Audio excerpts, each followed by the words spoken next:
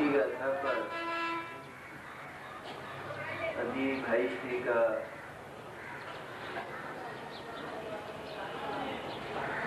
मनोज्ञ प्रवचन हुआ। पर्याय की निरपेक्षता पूर्वक ज्ञान की आत्यंतिक निरपेक्षता हमने सुनी।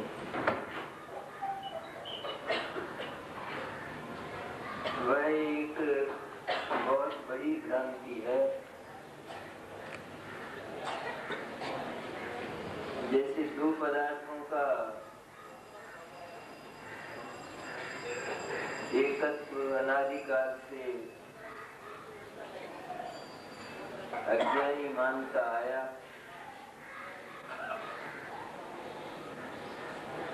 उन्होंने कर्ता कर्म भाव स्वीकार करता आया। ठीक इसी तरह की एक बहुत बड़ी भूल और भ्रांति ज्ञान के संबंध में होती, इससे अलग नहीं है बिल्कुल। जैसे दो पदार्थों के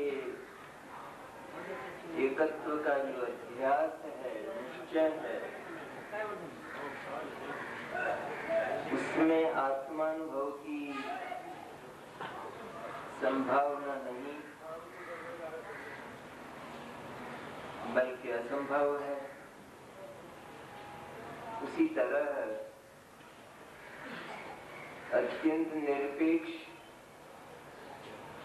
विज्ञान है,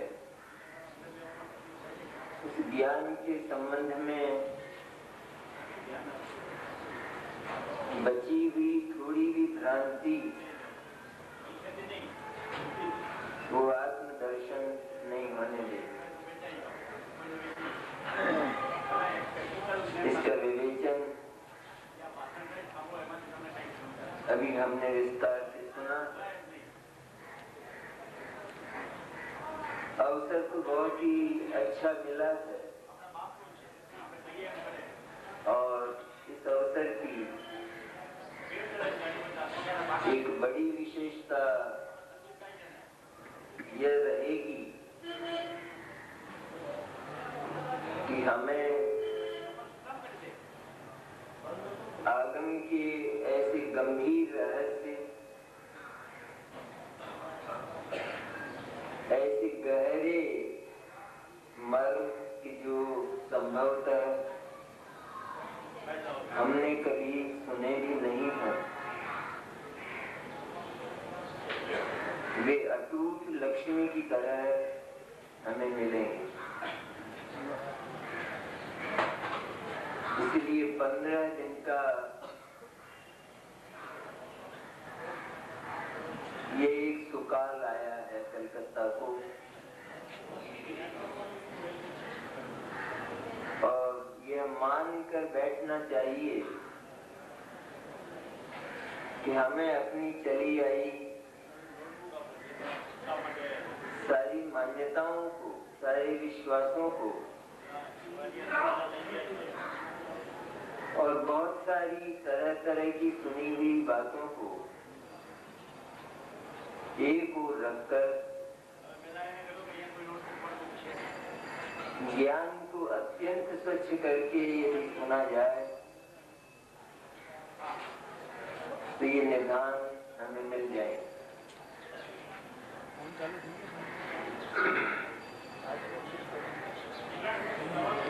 समय सार कोई अद्भुत परमागम है और किसी अद्भुत मुहूर्त में इसकी रचना हो गई।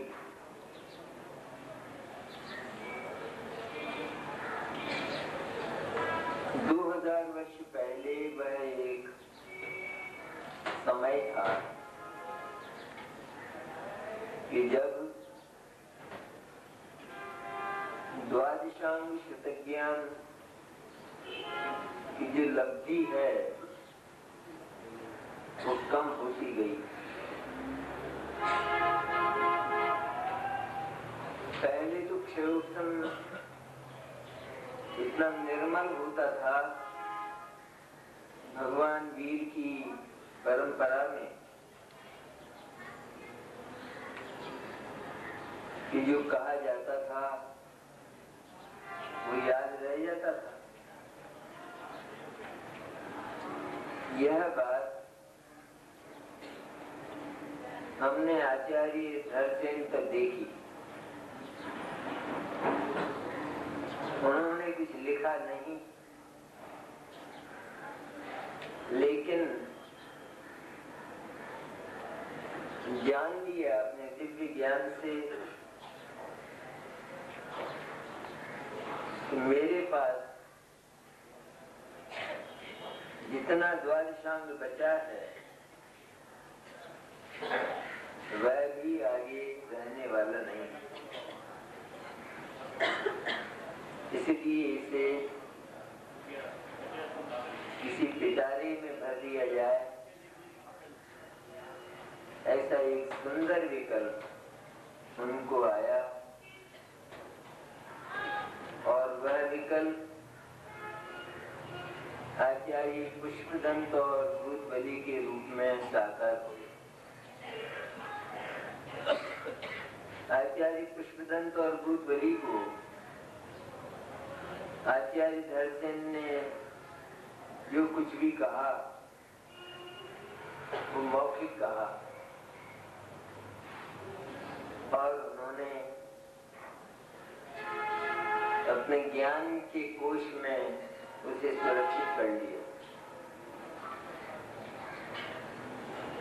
हम आज अपनी आंखों उसी षटखंडागम के प्रकाशन को देखते हैं तो चकित होते हैं कि ये सारा का सारा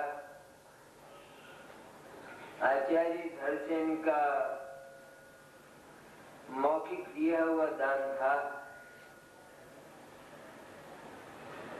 और ऐसे समर्थ आचार्य हुए पुष्पदंत और भूतबली कि जिन्होंने इसे लिपिबद्ध कर दिया। उसी समय उसी के आसपास उसी परंपरा में आचार्य कुंद हुए और शास्त्र के लिखने की जो पद्धति है वो इस तरह प्रारंभ हुई। कारण होते हैं, उस समय कारण ही नहीं थे कि लिखा जाए, क्योंकि जो बिना लिखे ही याद रखा जा सके उसे लिखने की आवश्यकताएं नहीं होती। आचार्य कुंद को भी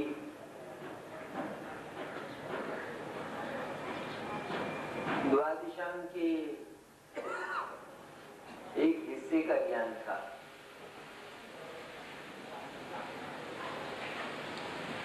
लेकिन कुंद को अपने जीवन में जैसा अवसर मिला वैसा हर किसी को मिलता नहीं।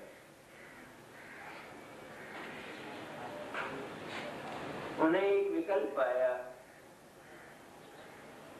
आचार्य कुंद को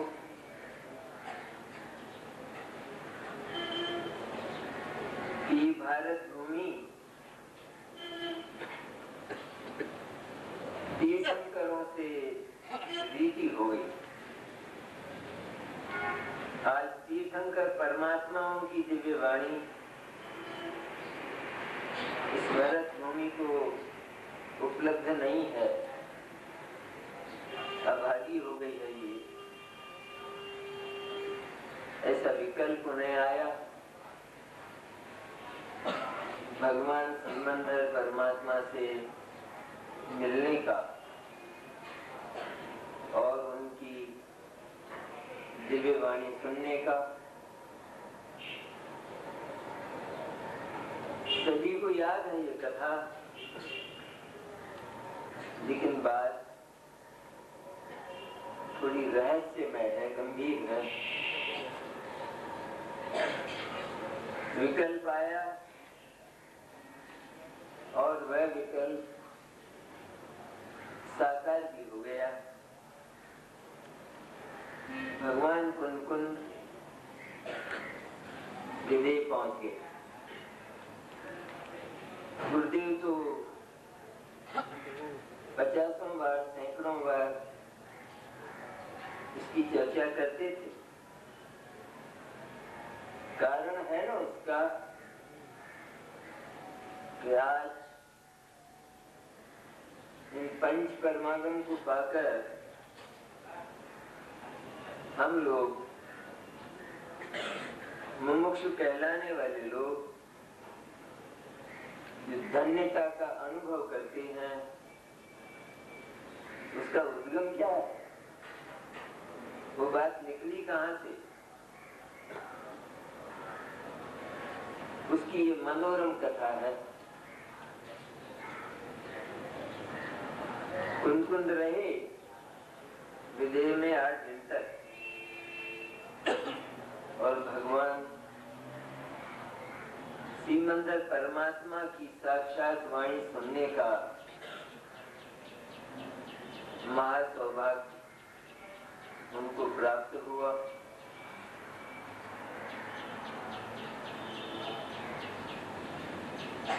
वाणी में क्या आया होगा और क्या उन्होंने सुना,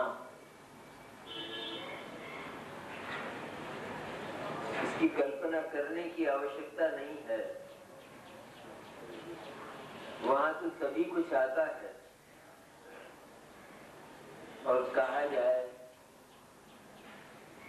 तो सचमुच तो केवल एक ही आता है और उसका नाम गायक है। अनंत तीर्थंकरों की वाणी सदा ही गायक के आसपास ही घूमती है और गायक केंद्र में विराजमान रहता है और अनंत काल तक यही होने वाला है। और जो चलती फिरती शंकाएं हैं, उनके समाधान तो दिव्य वाणी में हो ही जाते। इस तरह 8 दिन के बाद कुंद वापिस कुंदाद्री लौटे और विदेह जाने का फल यह हुआ कि उनको एक दूसरा विकल्प और आया। क्यों न भगवान श्रीमंदर परमात्मा की वाणी वो इस भरत क्षेत्र को बांटी जाए और उनके इस विकल्प ने 5 परमागम के रूप में साकारता पाई।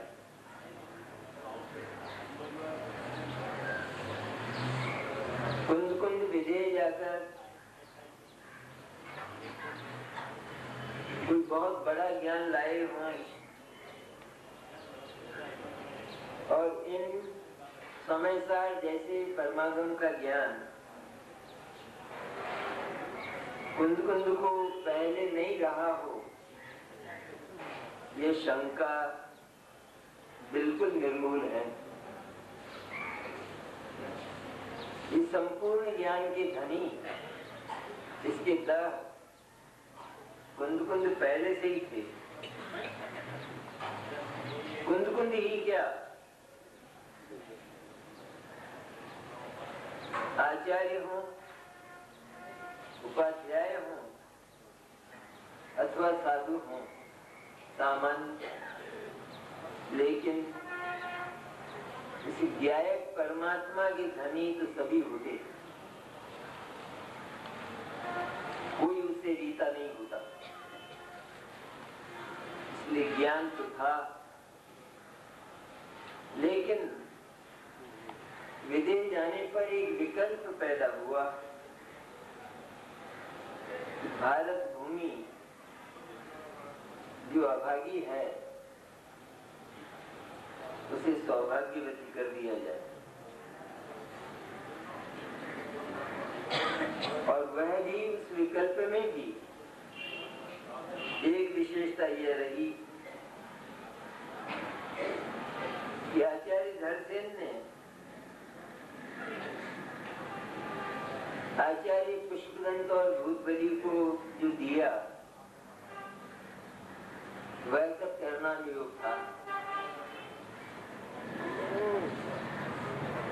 कुंद को भी ऐसा विकल्प आ सकता था, कोई ऐसा ही ग्रंथ लिखने का,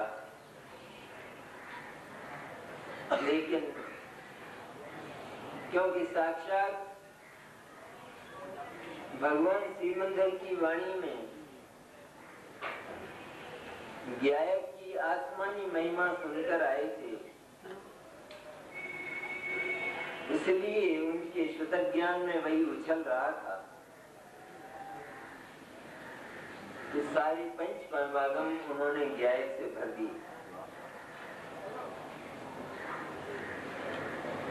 क्योंकि लिखने के विकल्प का तो कोई नियम नहीं है,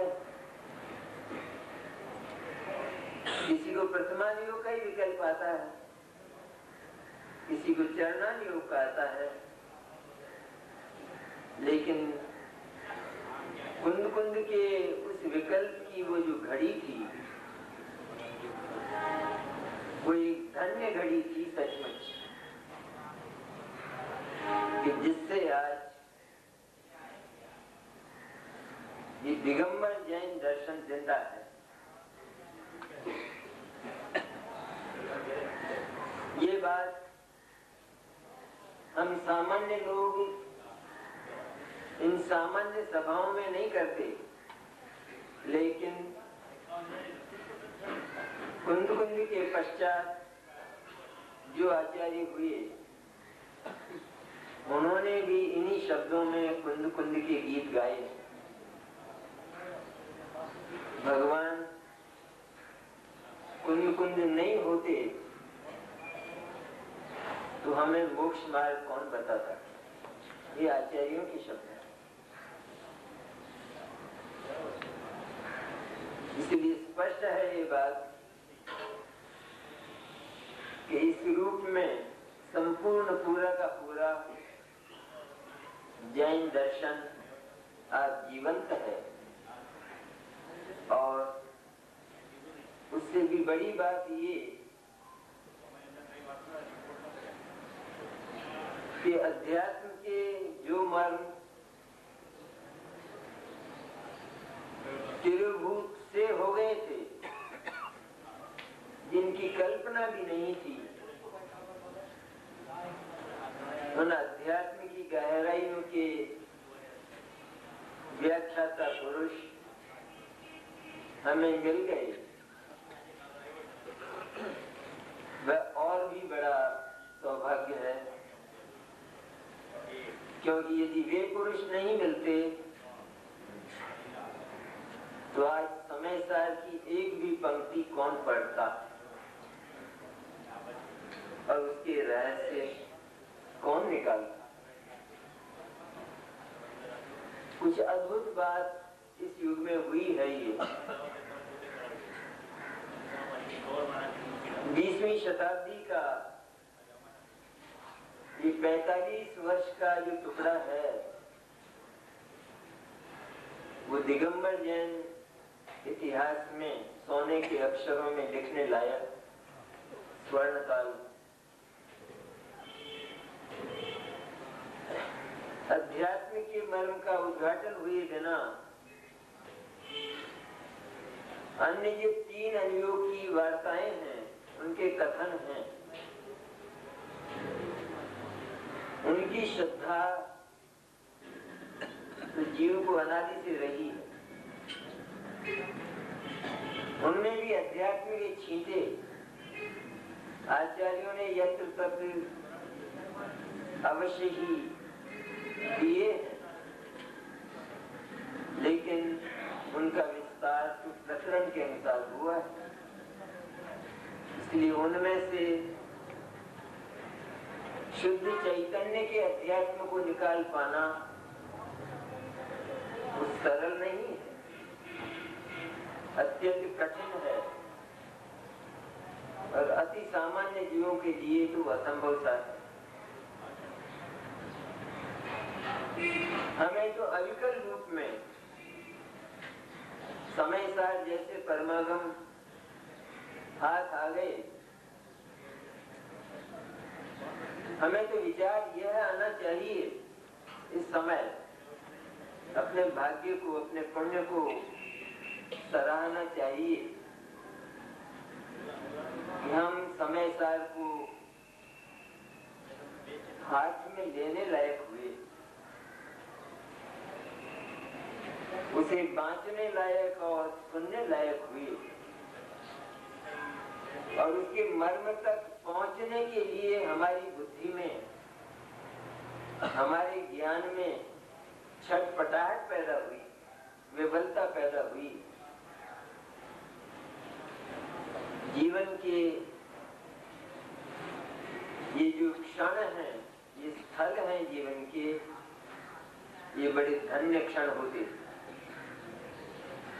बहुत लोग हैं जगत में,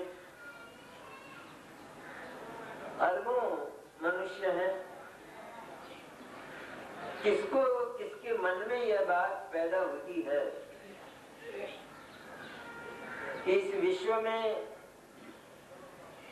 चित्त स्वरूप, चैतन्य स्वरूप, जिसमें चेतना ही परिव्याप्त है संपूर्ण सत्ता में, ऐसा कोई अत्यंत परिशुद्ध तत्व है और वो मैं हूँ। किसको पैदा होती? अरे जो इस दर्शन में पैदा हुए जो लोग,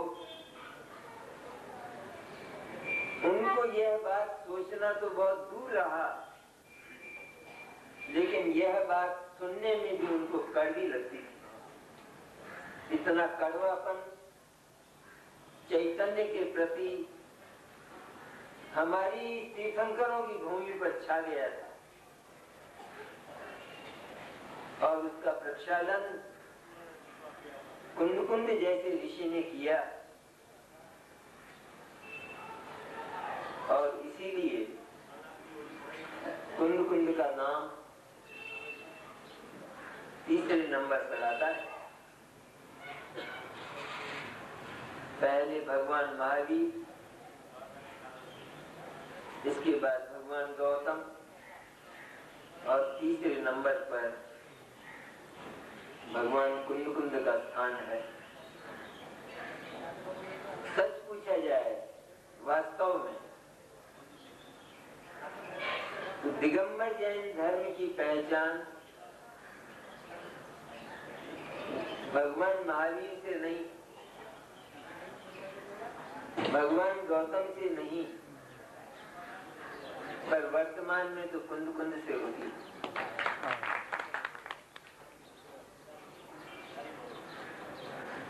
क्योंकि भगवान महावीर को मानने वाले बहुत हैं, गौतम गंधर को मानने वाले बहुत हैं, लेकिन कुंद कुंद को मानने वाला अगर कोई दर्शन है तो दिगंबर दर्शन है। और वह परम सत्य है, उसकी सत्यता की परीक्षा करके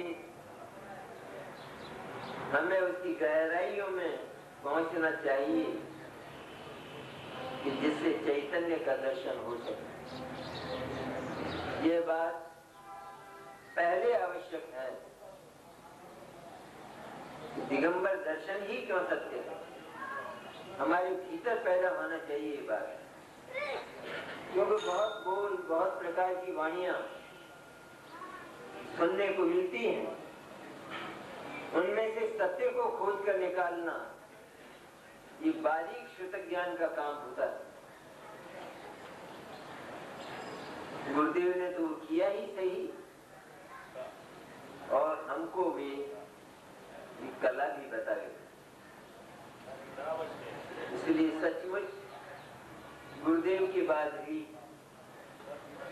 जो कुछ हुआ है वह हम लोग जानते हैं। ये तो होता ही आया है, गुरुदेव के बाद ही हुआ हो, ये कोई अपूर्वता नहीं है। तीर्थंकरों के समय में और तीर्थंकरों के बाद भी ये सब हुआ है, क्योंकि सदा ही असत्य और अज्ञान का बहुमत होता है, वो छाया हुआ है सारे विश्व पर, और सत्य तो विरल होता है।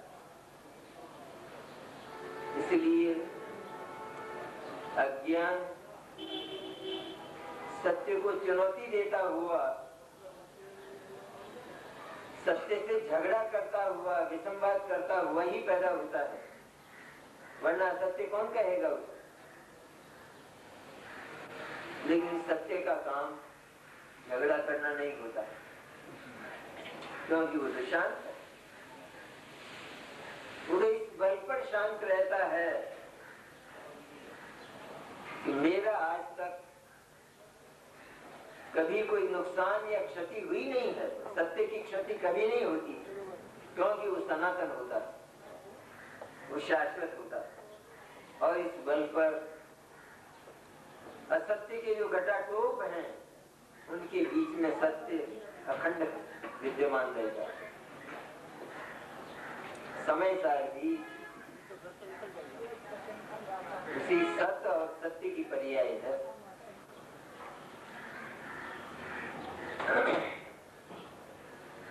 छठी गाथा में तो हम बहुत से राय से सुनेंगे ही सही, लेकिन सुनने का एक तरीका होता है सच में, कि हम अपने ज्ञान को प्रक्षालित करके, जैसे एक छोटा बालक होता है, बच्चा होता है, और वह अपने स्लेट पर कुछ लिखना चाहता है, तो पहले लिखे हुए को रब कर देता है, साफ कर देता है, अन्यथा लिखा नहीं जा सकता। हमने अपने शुद्ध ज्ञान की स्लेट पर जो लिख रखा है पहले कई प्रकार से, आवश्यकता है कि हम उसका प्रक्षालन करें। तो हमें जो कुछ मिलेगा, जो कुछ भी उपलब्धि होगी, उसमें हम अपूर्वता का अनुभव करेंगे, वह अनुपम होगी, वह जीवन का बहुत बड़ा धन होगा, अक्षय लक्ष्मी होगी। ऐसा अनुरोध इसलिए करना पड़ता है कि तत्व ज्ञान के जो रहस्य हैं वे हमारी वाणी में खुलकर नहीं आते, शिथिल हो गए हैं, और उसका उत्तर ये देते हैं हम लोग कि सुनने वाले नहीं, इतनी सूक्ष्म बात को कौन सुनेंगे। लेकिन यह कहकर हम कुंद जैसे महर्षियों का बहुत बड़ा अपमान करते हैं, क्योंकि उन्होंने समयसार जैसे रत्नाकर की जो रचना की, वह इसलिए नहीं की थी कि सुनने वाले नहीं रहेंगे, अन्यथा कौन लिखता, क्यों लिखते वो। लेकिन कुंद जानते थे कि इस रहस्य के जो विशेषज्ञ हैं वो तो अनादिकाल से अनंत काल तक विरल ही रहेंगे, और आगे भी विरलता ही रहेगी। लेकिन बहुत सारी जो असत्य की इकाइयां हैं, उसके रूप हैं, उनके बीच में यदि एक भी जीव को ये सत्य उपलब्ध हो जाएगा तो सारी सभा निहाल हो जाएगी। इस विकल्प के साथ ये आगम लिखे गए और हम भी यदि इन हमारी सभाओं में सत्य का उद्घाटन नहीं करते हैं तो बहुत बड़ा पाप करते हैं। क्योंकि फिर वह उद्घाटन कहाँ किया जाएगा और किसके सामने किया जाएगा? आज तो रूप धर्म और दर्शन के बहुत बदल गए हैं, इतने बदल गए हैं। धर्म इतना सस्ता है, दर्शन इतना सस्ता है कि किसी भी दर्शन और किसी भी धर्म पर आज कोई भी सड़क पर चलने वाला व्यक्ति बोलने को तैयार है और वो ये कह सकता है, कहते हुए देखे जाते हैं। वे कहते हुए नहीं देखे जाते बल्कि हम उनको बोलने के लिए बुलाते हैं। और मंचों से जैन दर्शन पर उनसे बुलवाते और वे जैन दर्शन की मट्टी पलीट करके चले जाते और उनसे और तालियों की गड़गड़ाहट में हम उनका स्वागत करते हैं। ये हमारे ज्ञान की स्थिति हो गई है। ऐसे समय में बहुत आवश्यक है कुंद कुंद के जो रहस्य हैं उनका उद्घाटन हो। गुरुदेव का ऋण यदि हमें चुकाना है वास्तव में तो उनकी वाणी प्रकाशित रहे, उनकी वाणी के जो गहरे मर्म हैं वे सुरक्षित रहें। ये धरोहर से हमको संभला गए हैं, हम इतने कपूत न हो जाएं कि मंचों से उस वाणी को कहते हुए भी हिचकने लगे। ये अच्छी नहीं है बात। इसलिए बात तो वास्तव में खुलकर सामने आनी चाहिए। सत्य तब छिप जाता है कि जब हमारे सिर पर सामाजिकता छा जाती है। हम अपने आप को पहले सामाजिक मानते हैं और इसके बाद आत्मा मानते हैं। कभी संभव ही नहीं है कि हम सामाजिक रहकर आत्मा बन सकें अथवा आत्मा का दर्शन कर सकें। होगी नहीं बात। लेकिन सदा से ही युग इस तरह का रहा है, इसलिए घबराहट की आवश्यकता बिल्कुल नहीं है। क्योंकि कुंद और गुरुदेव जैसे संत यदि हमारे पास हमारे सिर पर हैं तो निश्चित ही उनकी बांटी गई जो उपलब्धियां हैं उन्हें हम प्राप्त कर लेंगे, ऐसा विश्वास करके हम चलें। लेकिन सामाजिकता के नाम पर इस सत्य का विक्रय नहीं करें, इस सत्य को बेच नहीं दें। ये एक बहुत बड़ी आवश्यकता है। समाज के संगठन की तो हमको फिक्र रहती है, लेकिन हमारे अपने भीतर जो विघटन है उसकी हमको कोई फिक्र नहीं है, कोई चिंता नहीं है। और हमारा स्वस्थ मस्तिष्क, हमारा स्वच्छ शुद्ध ज्ञान इतना तक नहीं सोच पाता कि क्या कभी समाज संगठित रहा है। अनादिकाल से कोई व्यक्ति एक जमाना बता दे, एक युग बता दे कि उस समय तो सारा समाज संगठित था। जो तीर्थंकर परमात्मा हुए, महान आचार्य हुए, उनके बड़े बड़े संघ हुए और वे संघ विघटित हो गए और मतांतरों का जन्म हो गया। संगठन की का उत्तरदायित्व लेगा। सच में देखा जाए तो समाज नाम की वस्तु क्या है? कहाँ रहता है समाज? कलकत्ता में। उसका ठिकाना कौन सा? कोई वस्तु है वो? वह तो एक कल्पना ही तो है। ये हम बैठे हैं, इसका नाम समाज है। तो कौन है समाज की? लोग कहते हैं समाज के पास जाओ, भी कहाँ रहता है वो बताओ तो जरा, ठिकाना तो बताओ। कोई उत्तर नहीं। इसलिए तत्वों का बलिदान करके और विसर्जन करके सामाजिक बनना, यह असामाजिकता है, यह अध्यात्म का पतन है। हमारे यहाँ तो ऐसी परंपरा है कि जब आचार्य अपने उस तूफानी संवेदन में चलते हैं, चलने का मन होता है,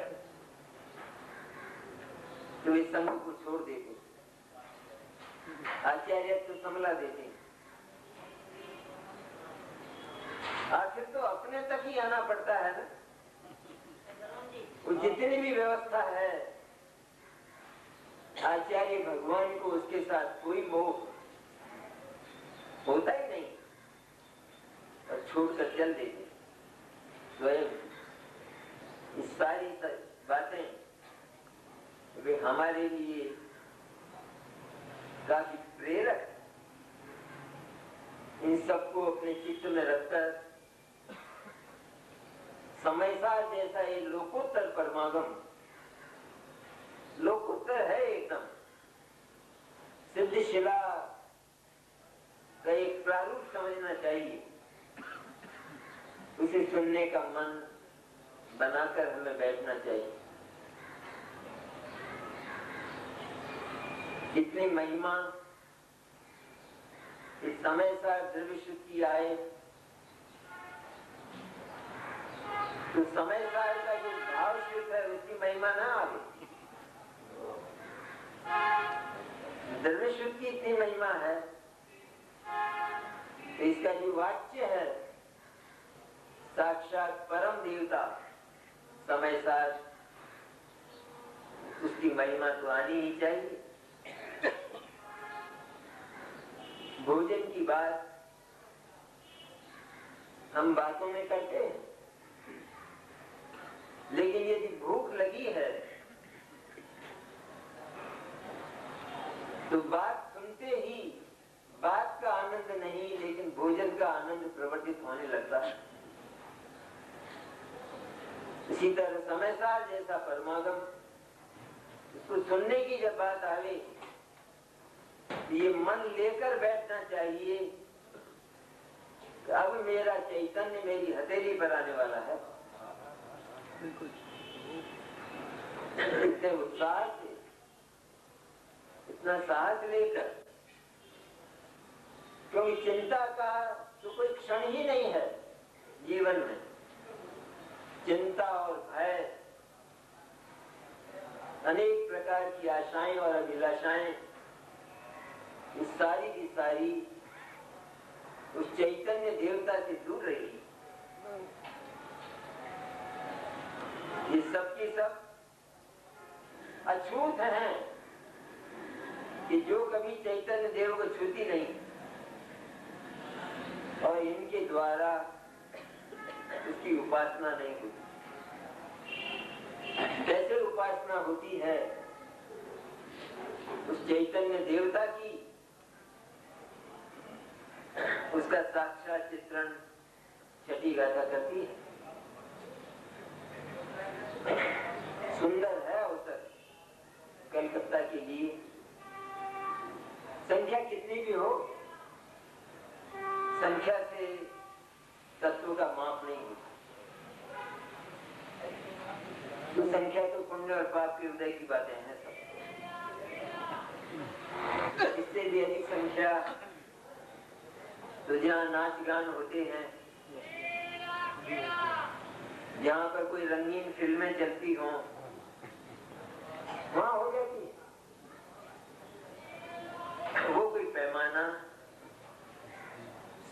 मापने का नहीं होता है। आज तक सत्य का निर्णय करने के लिए कोई बहुमत और अल्पमत की बात भी युग में हुई नहीं है। अनादिकाल में बहुमत किसका है वही सत्य है, ये बात आज तक सत्य के संबंध में नहीं हुई। इसलिए सत्य बहुमत के हाथ आज तक बिका नहीं है। बिका है तो असत्य बिका है, बहुमत के हाथ सदा ही असत्य का बहुमत रहने वाला है, लेकिन विजय सत्य की होने वाली। वरमाला सत्य को जाएगी, असत्य को नहीं जाएगी। लोक में सत्य हारा हुआ दिखाई देता है, लेकिन सत्य कभी हारा नहीं है। सत्य अगर हार जाएगा तो सत्य हार जाएगा और ब्रह्मांड मिट जाएगा। और इस सत्य का प्रतिपादक साक्षात जो परमागम है, उसे लेकर हम बैठे हैं। उसे सुनने के लिए हमारी तैयारी है, बिल्कुल अप्रमत्त होकर। अप्रमत्त मैंने कोई सातवां गुण स्थान नहीं, लेकिन अप्रमत्त होकर सुनने जैसी बात है एकदम। क्योंकि आकर्षण इतने हैं जगत में जो छाए हुए हैं हमारी प्रज्ञा पर, और जिस समय इस सत्य हमें बुलावा देता है उस समय हमारी खिंचाई होती है, हमें खींचा जाता है उस ओर। लेकिन प्रज्ञा इतनी बलवती होती है, श्रुत ज्ञान इतना बलवान होता है, यदि एक बार तो सारा जगत भी मिलकर हमें उधर आकर्षित करे तो श्रुत ज्ञान की जो तूफानी ताकत है वो हिलती नहीं है और वो सत्य की खोज में लगी रहती। वो श्रुत ज्ञान की उपलब्धि हमारे पास है। बात और कसर केवल इतनी सी है कि हम उसका उपयोग करें, सदुपयोग करें।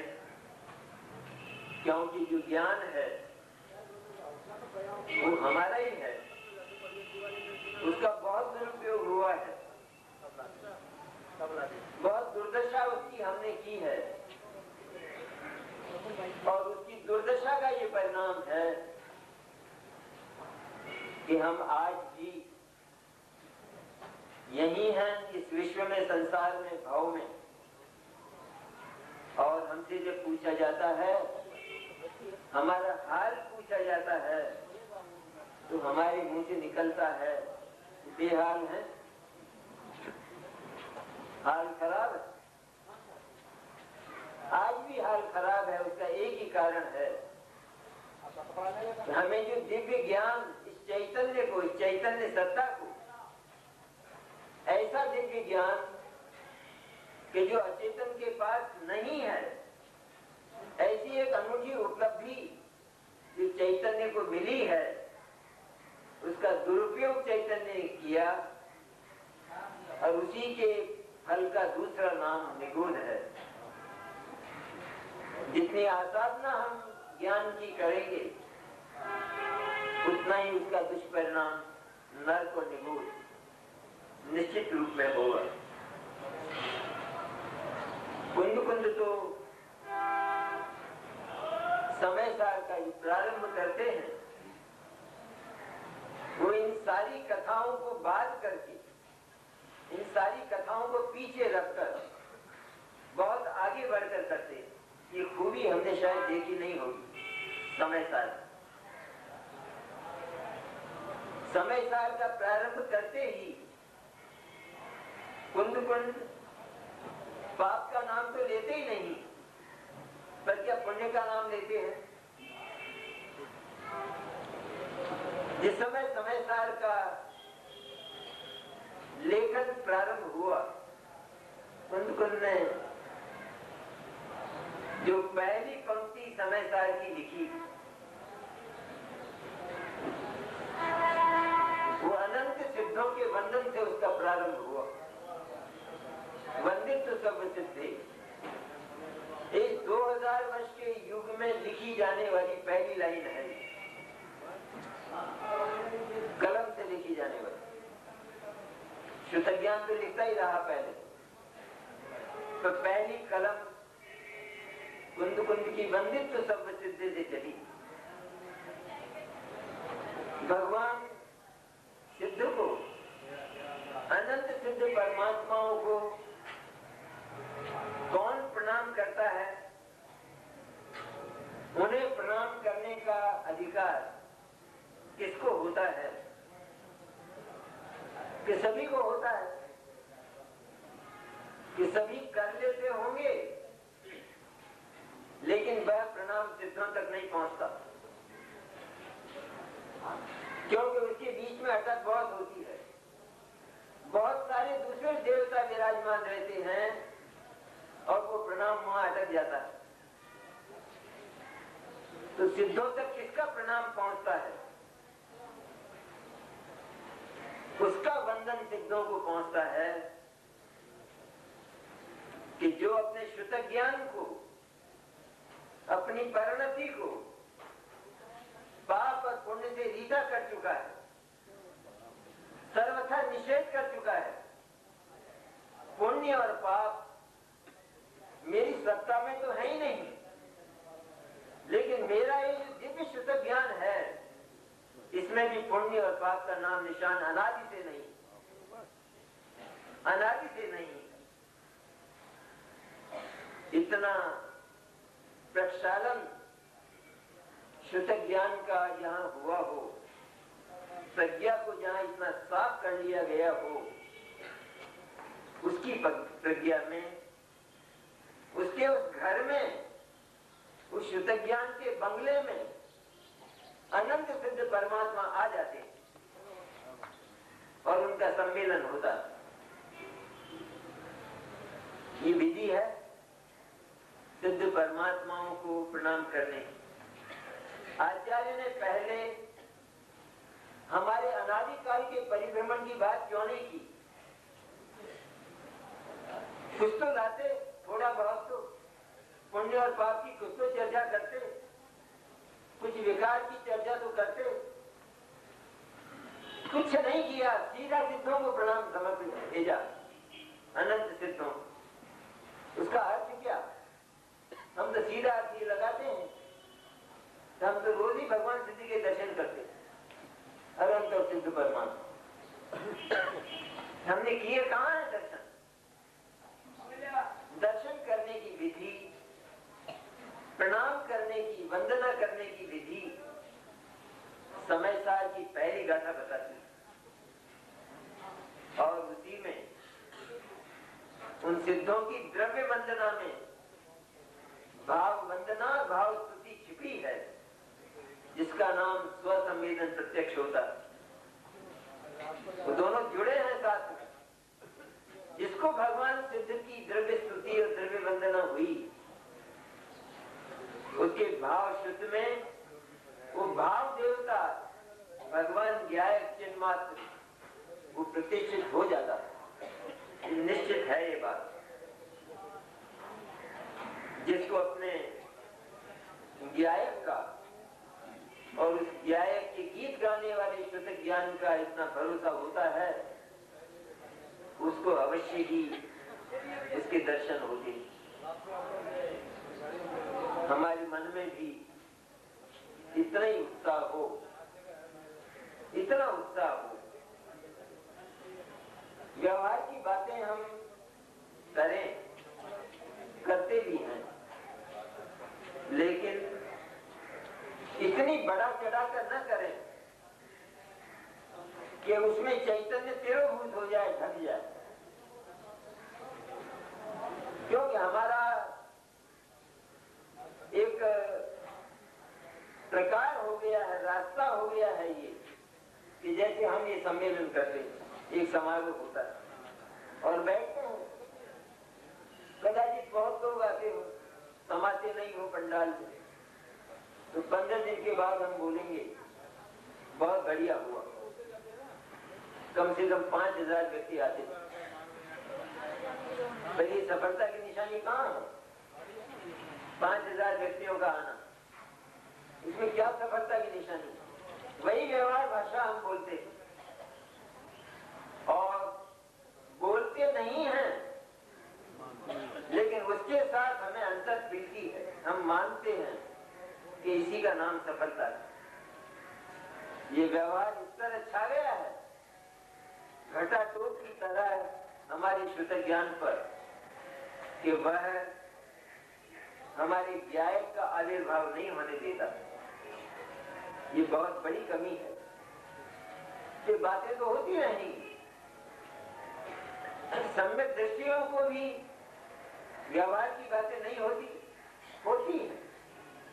इस तरह के परिणमन भी होते हैं, लेकिन वे परिणमन होते हुए भी वे उनसे कोसों दूर रहते हैं, बहुत दूर रहते हैं। उनके ज्ञायक में तो उनका प्रवेश होता ही नहीं, उस जन्मात्म चैतन्य में तो उनका अत्यंत अभाव है ही। लेकिन निरंतर उस जन्मात्म चैतन्य को देखने वाली जो परिणति है, अकर्ता परिणति, ज्ञायक परिणति, उसमें भी उस व्यवहार का प्रवेश नहीं होता, दूर रहता है। क्योंकि जो जन्मात्म सत्ता है वो व्यवहार अतीत है, उसमें व्यवहार का काम नहीं। वहां तो इसे भी नहीं स्वीकार किया जाता कि हम उस चैतन्य सत्ता का चिंतन कितना करते हैं, हम उसके अनंत गुणों का चिंतन करें। लेकिन चैतन्य सत्ता को ये बात स्वीकार नहीं, क्योंकि वो चैतन्य चिंतन साध्य नहीं है। अरे और तो और वो तो अनुभूति साध्य भी नहीं, वो उससे पार पड़ा है, अछूता पड़ा है, इसीलिए तो मस्त है वो। आज तक उसे किसी चिंता ने सताया ही नहीं, इतना निश्चिंत और इतना निर्भय। जिस परिणति ने उसका अवलंबन लिया हो, वो परिणति कैसी बन जाती होगी, हम कल्पना तो करें एक बार। बन जाएगी तो धनी हो जाएंगे, निहाली हो जाएंगे, निहाल चंद जी की तरह। लेकिन कल्पना तो करें कि ऐसे फौलादी तत्व का कि जिसमें किसी का प्रवेश ही नहीं है, जो निष्क्रिय एकदम और समृद्धिशाली, अनंत वैभवशाली है, जो जिसमें कमी नहीं है कभी, जो मांगो तुरंत देता है, इससे अधिक क्या चाहिए? इतना उसके पास अनंत है। उसका अवलंबन जिस परिणति ने लिया हो, वो परिणति सचमुच ज्ञायक ही बन जाती है, वो परिणाम नहीं रहता है। उसकी चर्चा भगवान कुंद ने हमें दी। अगर ये बात नहीं मिलती तो सम्यक दर्शन के विषय की तलाश भी नहीं की जा सकती, मिलता ही नहीं।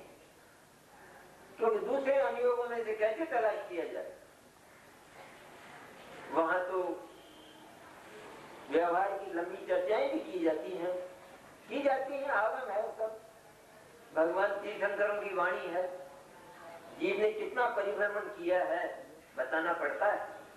एक बार भय तो खावेगी, इतना नरक और निगोद में भयंकर क्लेश और संकट वो मैंने पाए तो सही, लेकिन कारण क्या था, क्यों पाए? कि केवल एक ही कारण कि मैंने जो अपनी स्वतंत्र सत्ता है, चिन्मात्र चैतन्य जो मैं हूं स्वयं, उसको छोड़कर दूसरी सत्ताओं पर जो अधिकार की चेष्टा की, उनके साथ जो मैंने अपने कृत्रिम नकली संबंध स्थापित किए, उसका ये परिणाम है कि आज मैं नर्क में हूं और निगोद में हूं। क्योंकि कुदरत में इस बात का निषेध है कि जगत के जो अणु अणु अपनी परमेश्वरी सत्ता रखते हैं और उस परमेश्वरी सत्ता में ही अपना सब कुछ, सारे क्रियाकलाप ये संपादित करते हैं। उनके किसी भी कार्य में दखल देने का हमारा मन हो, हमारी नियत हो, वो जो बदनीयत है उसका नाम नरक और निरोध है। विज्ञान का दुरुपयोग स्वयं हमारे द्वारा किया गया है। जैसे कोई धन का दुरुपयोग करता है, मानता है मैंने कमाया है तो इसके उसको भोगने का अधिकार भी मुझे, इस तरह दुरुपयोग करता है। इसी तरह ज्ञान एक तो चैतन्य की एक स्वायत्त निधि है, स्वयंभू, किसी का दिया हुआ नहीं है, इस पर किसी का एहसान नहीं है। और ऐसा ज्ञान कि जो चैतन्य को परख सके, चैतन्य को पहचान सके और उसमें डुबकी लगा सके, वह यदि मिल गया है तो वो जीवन की सबसे बड़ी उपलब्धि है और वो हमें मिला है। इस पर कभी गर्व होता है, कभी हमें गर्व हुआ। हमें समय सार जैसा परमात्मा, कुंद कुंद जैसे परमात्मा और समय सार में दिया गया उनका शुद्ध ज्ञान वो हमारे पास है। इस पर किसी ने गर्व से माथा ऊंचा किया? बहुतों को हम रोए, बहुतों को पाकर हम हंसे, लेकिन हमारे पास जो धन है प्रज्ञा का, ज्ञान का, उसका स्मरण करके कभी हमारे मुंह पर हंसी नहीं आई। ये दुर्भाग्य है। इसलिए एक बार तो उस ज्ञान का सम्मान करना हम सीखें। निरपेक्ष है वो, अपने अवलंबन पर है वो, किसी को कुछ देता नहीं, किसी से कुछ लेता नहीं और आनंद को अपने साथ रखता है। उसका सहचरी आनंद है। वो ज्ञान ही नहीं है जहां आनंद ना हो। ज्ञान और आनंद दोनों सगे भाई हैं और सदा ही साथ साथ रहेंगे। जिसके जीवन में आनंद नहीं है उसे मान लेना चाहिए कि ज्ञान भी नहीं। राजनीति ने तो पहली बार लिख दिया, समय सार कलश के उस व्याख्या में पहली बार लिख दिया कि अज्ञानी के पास ज्ञान भी नहीं है और सुख भी नहीं। जब इंद्रिय ज्ञान की चर्चा चलती है तभी चौंक जाते हैं हम। तो वो ज्ञान नहीं है, इंद्रिय ज्ञान जानता नहीं है। अरे 11 अंग और 9 पूर्व को जानता है। हम कहते हैं 11 अंग और 9 पूर्व को जानने वाला जो इंद्रिय ज्ञान है वो ज्ञान ही नहीं। किसकी बात सच माने? आचार्य कहते हैं वो ज्ञान ही नहीं है, हम कहते हैं वो तो इतना बड़ा ज्ञान है। दोनों में सत्य कौन है? आखिर यदि वो ज्ञान है और हम उसे ज्ञान मानते आए तो फिर कुछ नया होना चाहिए था ना। जीवन में कोई नया परिवर्तन, दुख का अभाव, क्लेश का अभाव और किसी अपूर्व शांति का अनुभव होना चाहिए था। ये तो साक्षात प्रमाण है कि भाई ज्ञान नहीं, वो परिग्रह है। इसलिए उसे ज्ञान नहीं मानना चाहिए कि जो आत्मा को न साध सके, आत्मा की साधना न कर सके, आत्मा का दर्शन न कर सके। क्या करेंगे उस ज्ञान को कि जो ज्ञान स्वयं अपनी सत्ता को देखने से इनकार करता है, उसके साथ जिसे अंतर प्रीति नहीं है, वो ज्ञान ज्ञान नहीं। लोक में भी ये सब बातें मानी जाती है।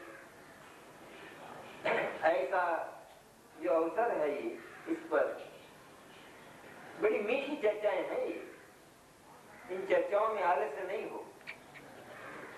कितने उत्साह से हम, जब कोई भोग हमारे निकट होता है तो कितने उत्साह से हम उसे देखते हैं। खाते हैं, पीते हैं, आनंदित होते हैं, वार्ताएं करते हैं।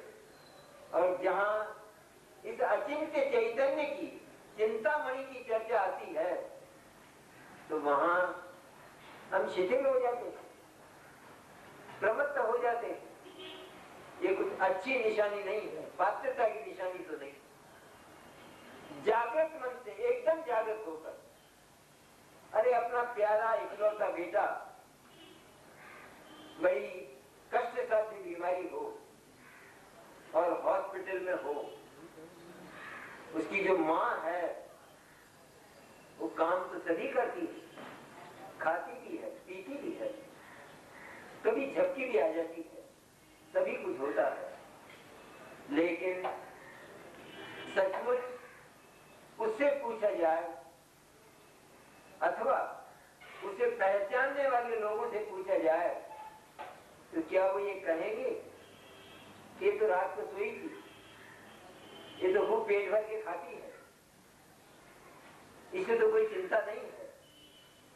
सच पूछा जाए, न तो वो खाती है, न वो पीती है, न वो सोती है, तो क्या करती है कि उसके हृदय में एकमात्र उसका इकलौता बेटा पड़ा था और उसी के चिंतन और उसी की अनुभूति में वो व्यस्त है। ज्ञानियों की दशा, अंतरदशा क्या होती? बाहर की दशा तो माँ की हमने देखी। तो जो लोग जिनको देखने का तरीका ही नहीं है, वे तो कह देंगे हमने उसे खाना खाते हुए देखा था, लेकिन जो समझदार लोग हैं वे कहेंगे, ज्ञानियों के लिए भी कहेंगे कि हमने उनके पास शाम में जा रानियां देखी थी कि तुमने देखने का प्रयत्न तो किया है, लेकिन जो देखा है वहां वो थे ही नहीं, वे उससे बहुत दूर थे। और तुम थोड़ा और गहरे जाते तो अवश्य ही उनका वास्तविक दर्शन हो जाता है। ज्ञानियों की रीति यह होती है। आचार्य कुंद और अमृतचंद ये लिखते हुए थके नहीं कि ज्ञानी निराश्रय होते। ज्ञानियों को राग का अणुमात्र भी नहीं होता, और अणुमात्र भी राग होता है तो ज्ञानी नहीं है, और उसका मोक्ष भी काफी दूर है। और तो और दुनिया का राग तो बहुत दूर, लेकिन मुक्ति का भी यदि राग है तो अभी मोक्ष बहुत दूर है। ये लिखने के लिए 9 हाथ का कलेजा चाहिए। ज्ञानी को आश्रम नहीं है। हम चर्चा करेंगे, जो कर्णान योग को ज्यादा जानते होंगे वो तो यही चर्चा करेंगे। अभी 3 विषयों का क्या हुआ, अभी वो बाकी है या नहीं, और निरंतर आश्रय होता नहीं, पाप का भी होता है, पुण्य का भी होता है या नहीं। तो अभी तुमने सुना नहीं है चैतन्य की चर्चा। सचमुच तो जो आश्रय होता हुआ, आश्रय मैंने राग द्वेष, आश्रय मैंने क्रोधमान माया लोभ मिथ्या दर्शन, इनका नाम आश्रय। आश्रय मैंने आत्मा में अज्ञान से उत्पन्न होने वाली विकार, उस विकार का नाम आचार्य आश्रय के। जैसे लोक में होते हैं मलमूत्र इत्यादि नाम होते हैं, हमारे अलग अलग जो इंद्रियां हैं इनमें जो मैल आता है तो उनके अलग अलग नाम है या नहीं। तो आत्मा के मैल का नाम क्या है? आश्रय। और आश्रय तो सार्थक शब्द है। आश्रय में जो आता है वो अवश्य जाता है, लेकिन ज्ञायक को कभी आश्रय नहीं बोला, क्योंकि वो न आता है और न कहीं जाता, कभी जाता। ज्ञानी को निराश्रय कैसे कहा? ज्ञानी और ज्ञान दोनों, ज्ञायक कि जो उसका मूल है, जड़ है, मानता ही है कि मैं मात्र ज्ञायक, चिन्ह मात्र तत्व हूँ, चेतना पथरी है, सर्वस्व चेतना सर्वस्व हूँ मैं, ये मानता है। और वो पर्याय, ऐसा मानने वाली जो पर्याय है पर्याय में क्या किसी ने राग देखा? वहां राग का नाम निशान है। जिस पर्याय ने सारी गायक को समेट कर अपना कोना कोना उस चिन्मात्र गायक से भर दिया है, उसमें राग के कण के लिए भी कोई गुंजाइश है क्या? कोई कोना खाली है? खाली ही नहीं है। वहां से कुंद कुंद और अमृतचंद बोलते। ये तो डायल है। कहां से बोलते हैं आप? ज्ञानी निराश्रव है, कुंद कुंद को पूछते हैं। करनाम योग के ज्ञाता 11 और 9 पूर्व के पार्टी कहां से बोलते हैं आप कि ज्ञानी निराश्रव होते? 96,000 आने वाले और करोड़ों हाथी और घोड़े वाले ये निराश्रव होते। अरे वो एक मेंढक निराश्रव होता है, वो सातवें नरक का नारकी निराश्रव होता है, वो चिड़िया निराश्रव होती है। कहां से बोलते होते थे? कहां से है आपका टेलीफोन? कहां से होता है? ये जो आश्रम है, इनका गायक में उस सत्ता में तो प्रवेश कभी हुआ ही नहीं।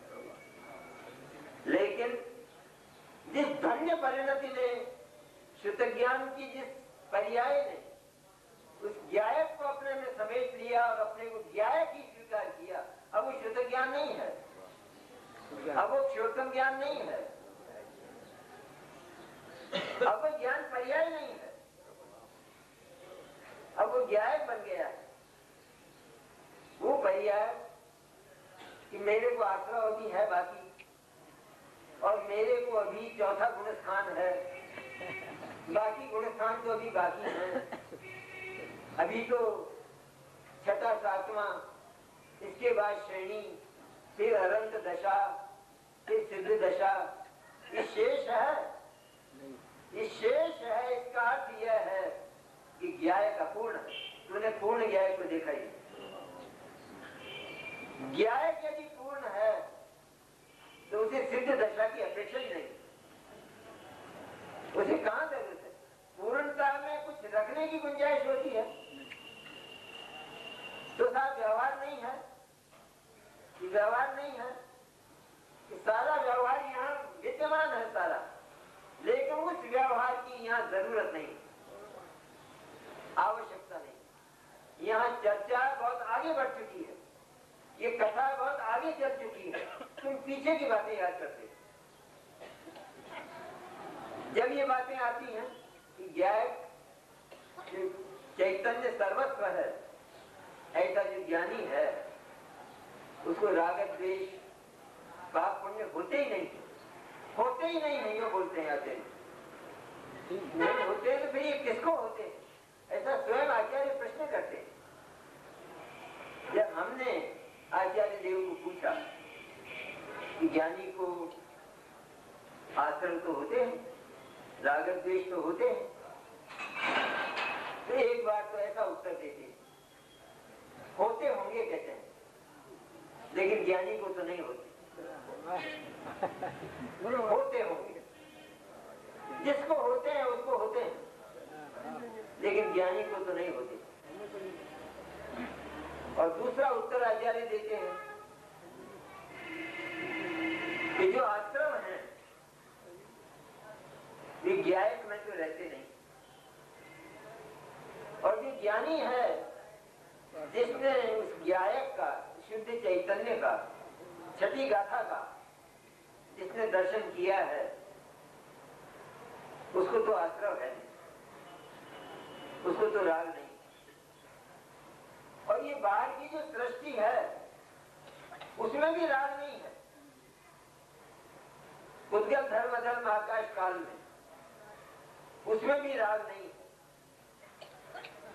इसलिए हम ऐसा मानते हैं कि जगत में राग ही नहीं, उसकी सत्ता ही नहीं। ये आचार्य उत्तर दे। ये बातें ये सामान्य फुटपाथों की नहीं है, ये तो राउंड टेबल कॉन्फ्रेंस है।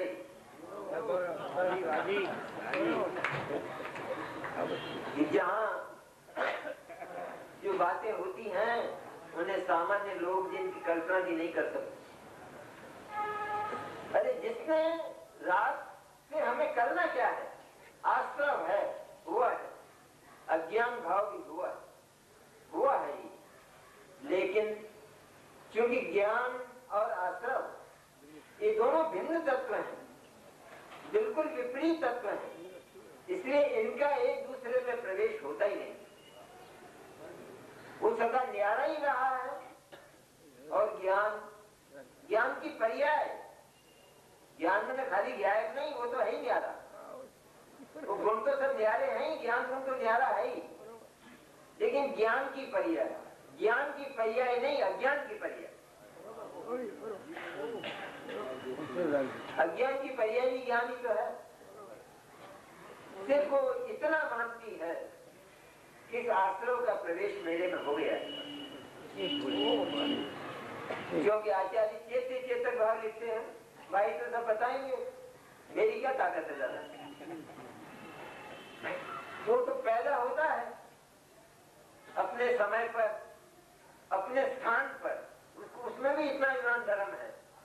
आश्रम में इतना ईमान धर्म कि वो आश्रम होते हुए अपने स्थान पर ही रहता है, वो ज्ञान में प्रवेश करने की चेष्टा ही नहीं करता।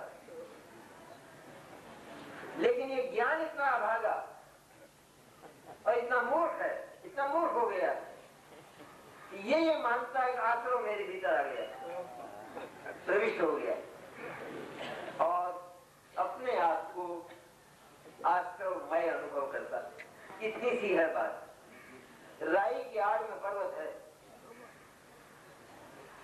आत्मा को आश्रम नहीं हुआ। ये आत्मा कितना है पहले ये तो देखो।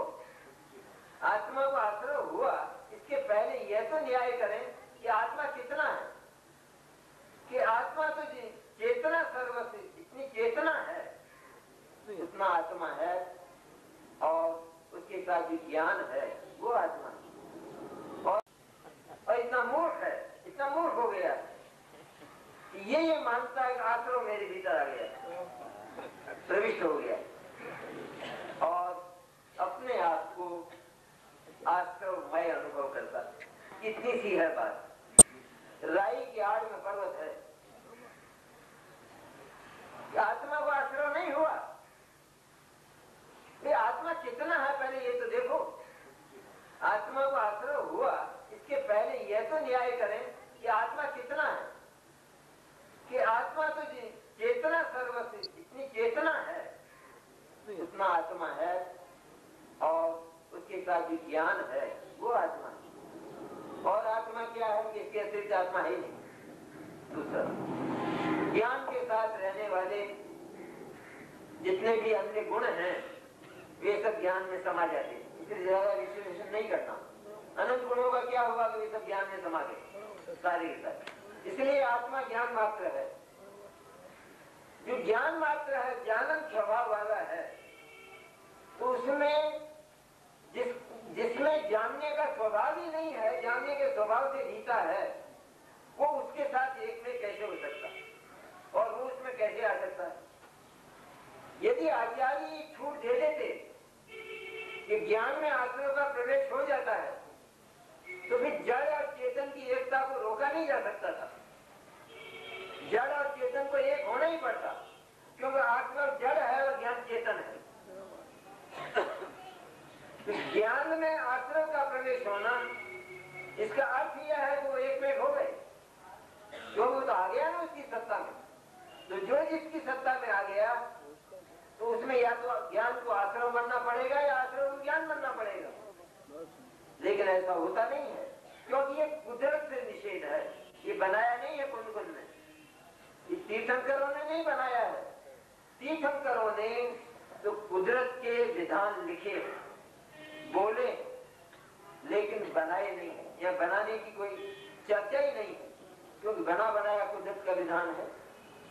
इसलिए क्या करना रहा, हम आश्रय को तोड़ने की, आश्रय का नाश करने की, आश्रय को अथवा उससे भी ज्यादा फिर और आगे बढ़कर 8 कर्मों का नाश करने की उनकी चेष्टाएं निरंतर, विकल्प भी वही और ज्ञान की धारा भी वही चलती है।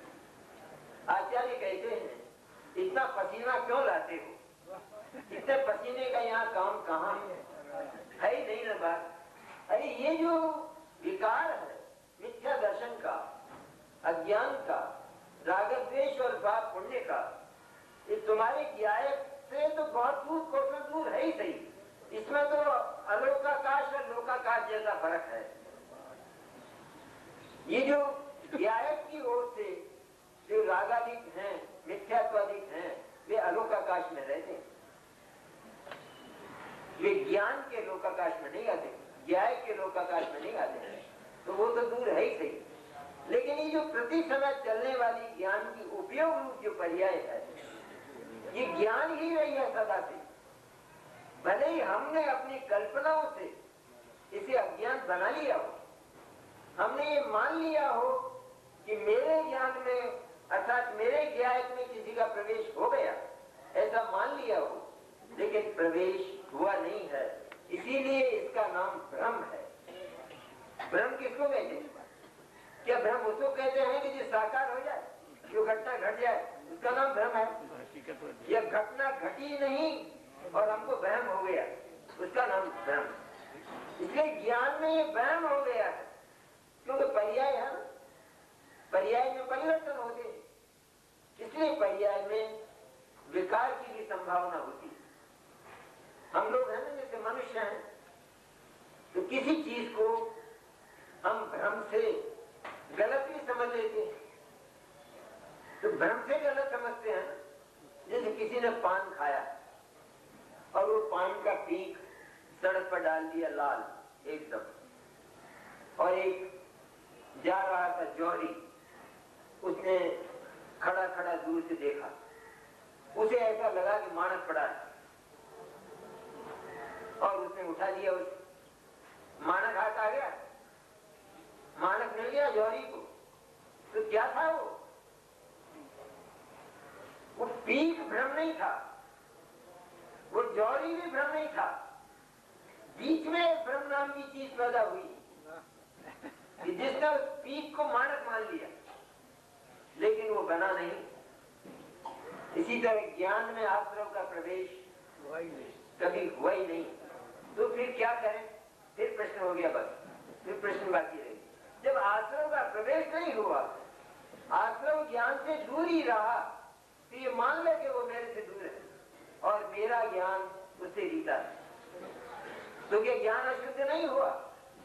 तो यही तो अशुद्धता है कि जो ज्ञान बिल्कुल स्वच्छ था, जिस ज्ञान में किसी विजातीय तत्व का प्रवेश होता ही नहीं था, उस ज्ञान में हमने विजातीय आश्रव का, इन मच्छरों का, मक्खियों का, इनका प्रवेश हमने उसमें मान लिया। आए नहीं, लेकिन मान लिया। यही तो अशुद्धता है। इस अशुद्धता को दूर करने के लिए कितने बरस चाहिए, कितना समय चाहिए? कोई लौकिक प्रकरण हो तो हम तत्काल उसे समेट लेते हैं, लेकिन लोकोत्तर प्रकरण हमारा आज तक उलझा रहा। आचार्यों ने इतनी सरल पद्धति दी वस्तु व्यवस्था के आधार पर। आश्रम बिल्कुल न्यारा अलग, और ज्ञान का उपयोग, ज्ञान की चलने वाली पर्याय, वो बिल्कुल न्यारी अलग। और ये दोनों कभी रूपांतरित नहीं होते, आपस में मिलते भी नहीं।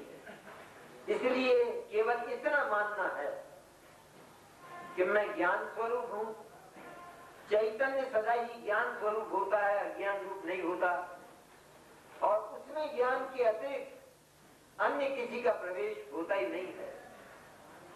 प्रतिबिंब होते हैं, प्रतिभाग होते हैं, समझाने के लिए सारी बातें लानी पड़ती हैं, लेकिन उनमें भी रहस्य हैं, उनमें भी बहुत रहस्य है, जो आगे चल के खुल जाए। कुछ नहीं होता है, कुछ होता ही नहीं है। सबसे बड़ी बात तो यह है कि कोई घटना घटती नहीं। आश्रव इत्यादि के आने की और ज्ञान को मलिन करने की अथवा ज्ञायक को मलिन करने की, ये सारी बातें सब नितांत झूठ है एकदम। केवल कल्पना में ये हमने स्वीकार किया और उस कल्पना का जो प्रक्षालन होता है कि ज्ञान जानने वाला, जानने की प्रक्रिया वाला तत्व है। आश्रव में ज्ञान नहीं है। आश्रव स्वयं अपने को नहीं जानता तो वो किसी अन्य को भी नहीं जानता। दोनों का एकाकार होना वो कुदरत से ही असंभव है, निश्चय है। दो तत्व, दो विपरीत तत्व कभी एक हो ही नहीं सकते। ऐसा जिसने जाना उसने दृढ़ता से स्वीकार किया कि मैं सदा से निराश्रय हूं। ये पर्याय बोलती है। किसके लिए बोलती है? अपनी सत्ता के लिए बोलती है, सत्ता पर स्थापित होकर बोलती है। सदा से निराश्रय हूं और निराश्रय ही रहूंगा। इस तरह आश्रय और ज्ञान जो इसको भ्रम में एक लगते थे, एक में लगते थे, और इसका बोल और इसका ज्ञान हमेशा यही कहता था अशुद्ध है आत्मा सदा से, और अब उसे शुद्ध करना है। ये बोल था इसका।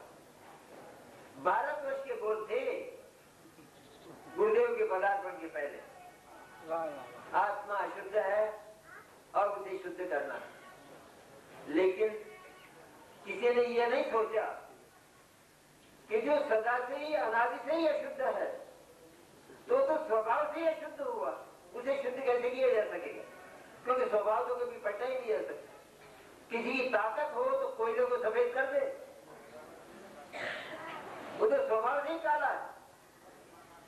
इसलिए जिसने ये माना कि आत्मा ही अशुद्ध है तो फिर आत्मा शुद्ध नहीं किया जा सकता। और जिसने ये माना कि आत्म सत्ता को अकृत्रिम बनी बनाई, सदा कृत्रिम यारी, शुद्ध ही है, पवित्र ही है, लेकिन केवल भ्रम हो गया था, तो आत्मा को नहीं धोना है, भ्रम को निकाल देना। आत्मा वो का वो रहना, उतना का उतना रहना। समय सार की बातें कुछ अनमोल बातें जो जगत में तो खरीदने से मिलेंगी नहीं, स्वर्गों में भी नहीं मिलेंगी, कहीं मिलने वाली नहीं। लेकिन कुंड कुंड जैसे महात्मा वे हमको दे गए और उनकी ये विरासत हमारा उत्तरदायित्व है। और उसके बाद गुरुदेव दे गए। किसकी हस्ती थी कि समय सार की कोई लाइन पढ़ पाता और उसका अर्थ कर पाता? मुझे तो बार बार ये विचार आता, समय सार तो थे ही सही, अलमारियों में बंद थे, पढ़ते भी थे और बहुत बड़े बड़े विद्वान परीक्षा भी देते थे। हमने तो 3 दिन में प्रवचन सार की परीक्षा दी, लेकिन अता पता नहीं प्रवचन सार क्या होता है, इससे क्या होता है। विद्यमान थे, लेकिन समुद्र तो सदा से विद्यमान है, लेकिन जो देखने वाले हैं वो उसकी ऊपर की सपाटी में कचरा ही देखते, उफान देखते, झाग देखते, लेकिन उसकी तह में जो मोती हैं वो तो गोताखोरी देखते। समय सार को पाकर यदि हम ऐसा एक बार भी गोता लगा सकें तो हमारा जीवन धन्य हो जाए।